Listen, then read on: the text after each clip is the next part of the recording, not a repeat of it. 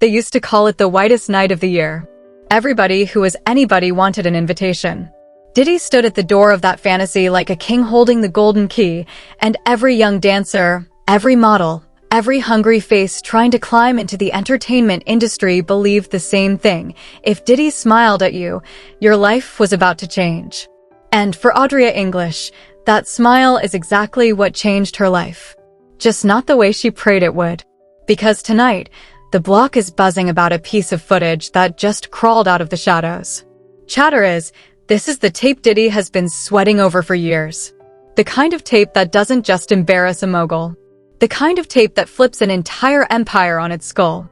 And if what people are whispering turns out to be even half true, then the whole plan the Combs family has been quietly stitching together behind those prison walls is about to collapse like a paper crown in a rainstorm.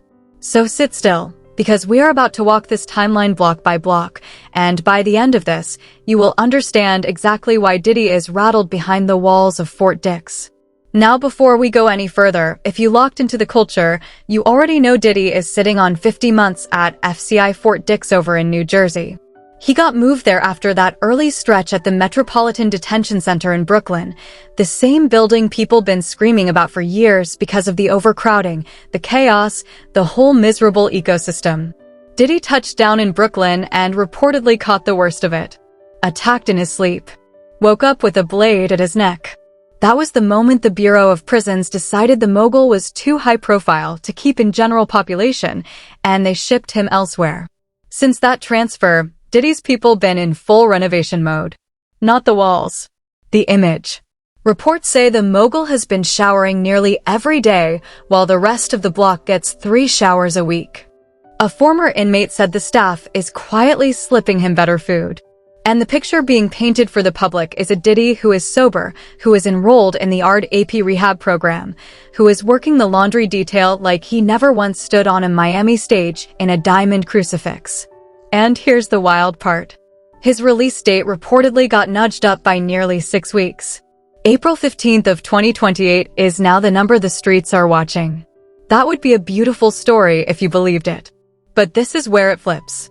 Because while the mogul is out here folding sheets and smiling for the visitation photos, Diddy's mother Janice Combs and Diddy's legal team have been quietly moving pieces on a chessboard the public was never supposed to see. They're appealing the sentence.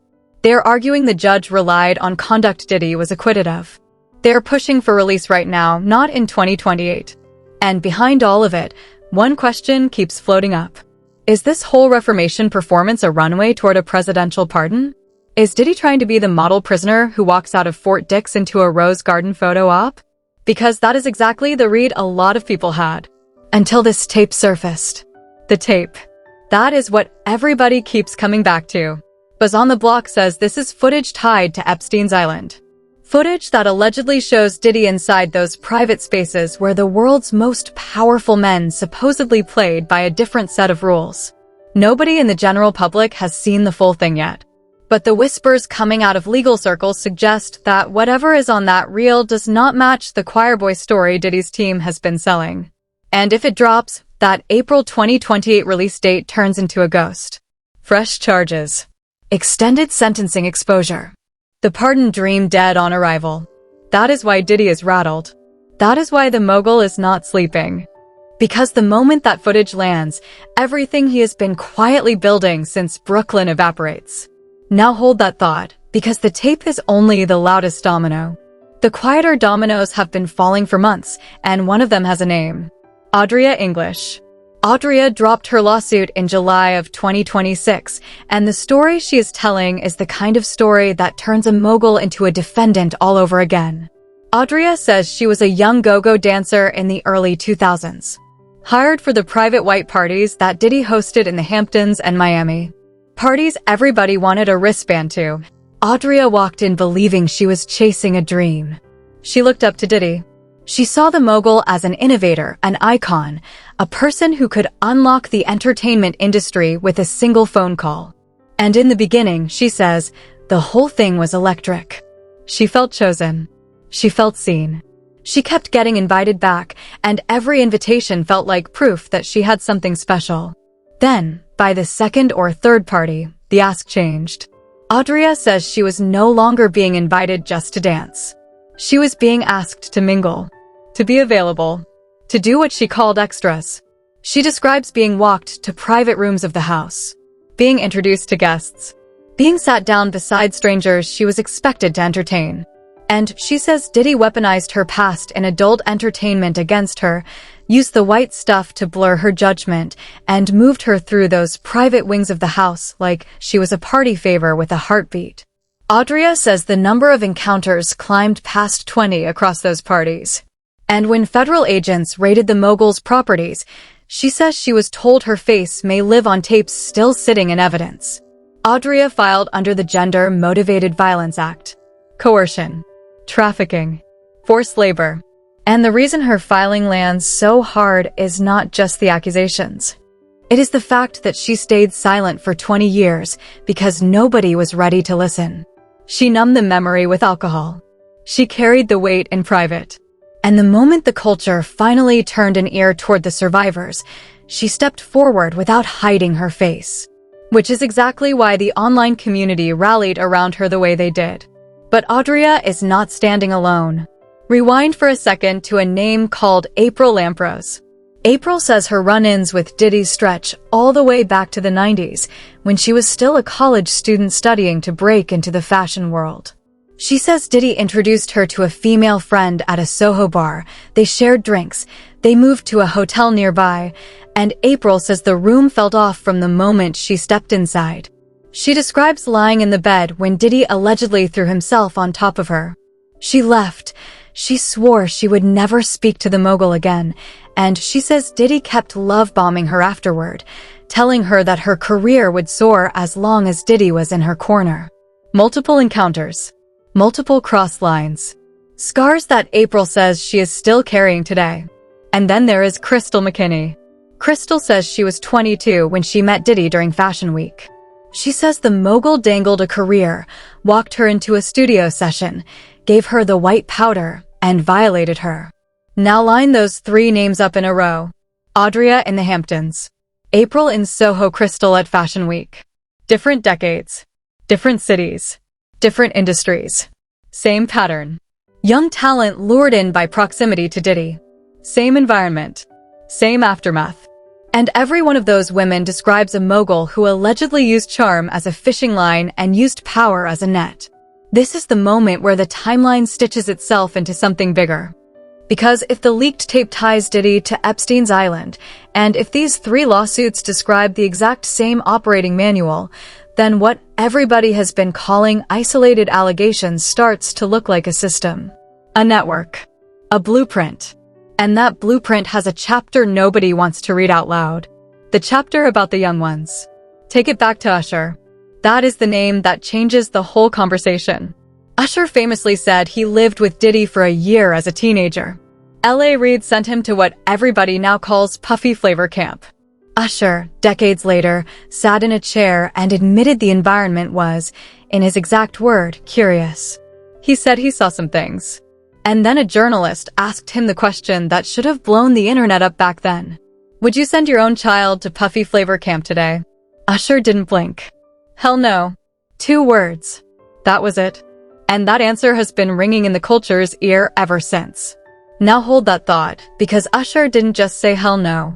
Usher later brought Justin Bieber directly into Diddy's orbit. Bieber was barely a teenager. One minute the kid from Canada was uploading acoustic covers on a webcam.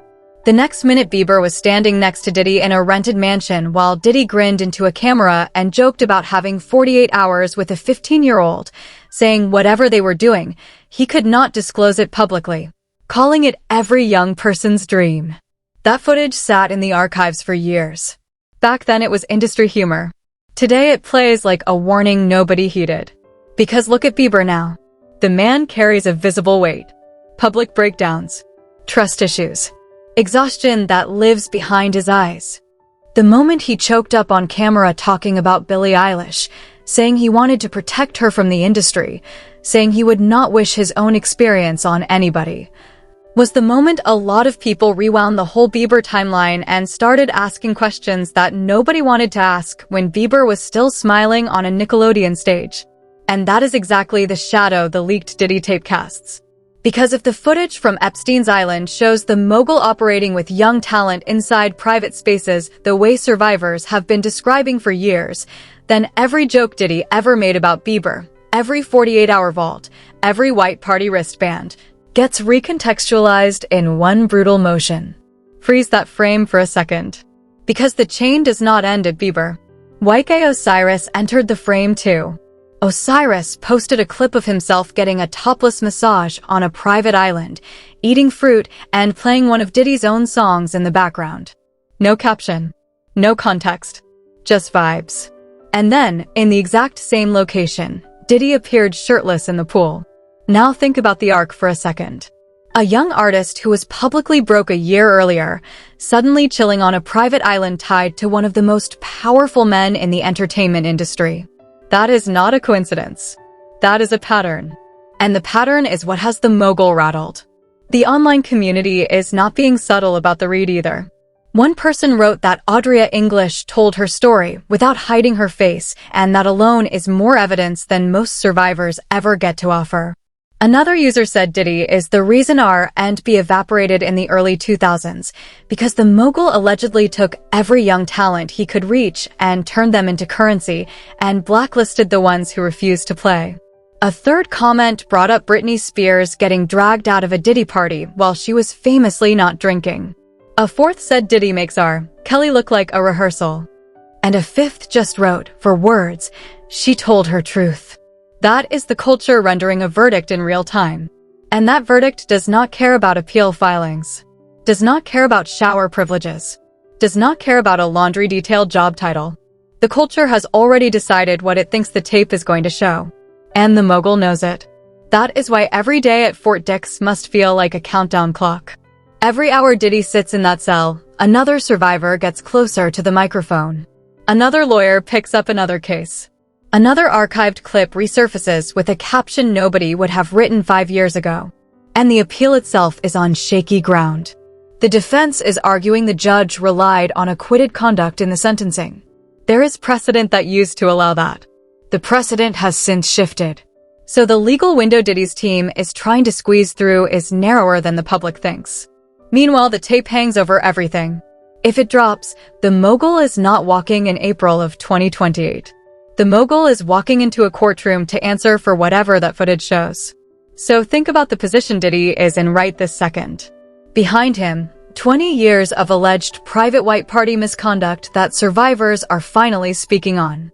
Around him, a mother and a legal team burning every candle in the room trying to reshape his image before the appeal ruling. Above him, the ghost of Jeffrey Epstein and an island whose guest list still terrifies the world's richest men. And below him, a rising tide of comments, testimony, resurfaced clips, and community-driven investigations that are not slowing down for anybody. The mogul has money. The mogul has lawyers. The mogul has decades of favors he can call in. But the mogul does not have control of the tape. And in the current era, the tape is the only currency that matters. And here's the part that keeps circling back. The reason this story hits so hard is not just because of Diddy. It is because of every young face who ever stepped into that world believing they were about to touch a dream. Every Adria. Every April. Every Crystal. Every Bieber. Every Usher back when Usher was too young to know what he was walking into. Every YK Osiris right this minute posting a clip that will look very different in 5 years. The white parties were sold as glamour. The Reformation is being sold as growth. And the culture has finally started asking the only question that ever mattered. Who paid for the glamour and who is still paying today? The leaked tape, if it drops the way the whispers are describing, answers that question in a way no press release can spin. Diddy knows it. Janice Combs knows it. The legal team knows it. And behind those walls at Fort Dix, that knowledge is the loudest sound in the room. Because a mogul can survive a bad news cycle. A mogul can survive a lawsuit or two. A mogul can even survive a 50-month sentence. But no mogul survives a tape that shows exactly what the culture has been accusing him of for a generation. Not this mogul. Not this era. So the question is not whether Diddy walks in April of 2028. The question is whether the mogul walks at all. The question is whether every celebrity name adjacent to the Combs orbit is about to get pulled into the same conversation. The question is whether the young ones who came up in Diddy's shadow are finally ready to speak the way Adria, April, and Crystal already have. And the biggest question of all, the one keeping the whole internet up at night, is a simple one. What is actually on that tape? Slide me your take in the comments. Tell me who you think gets exposed next. Tell me whether you believe the appeal has a shred of a chance once that footage surfaces. Tell me whether Bieber's tears finally make sense. Tell me whether Usher's "Hell No" was the loudest warning the culture ignored. Tap the thumbs up if you rode with the timeline all the way through. Hit subscribe so the next bulletin from the block finds you first. And stay locked in, because the next chapter of this story is not being written in a courtroom anymore. It is being written in the culture. And the culture is not letting Diddy out of the light.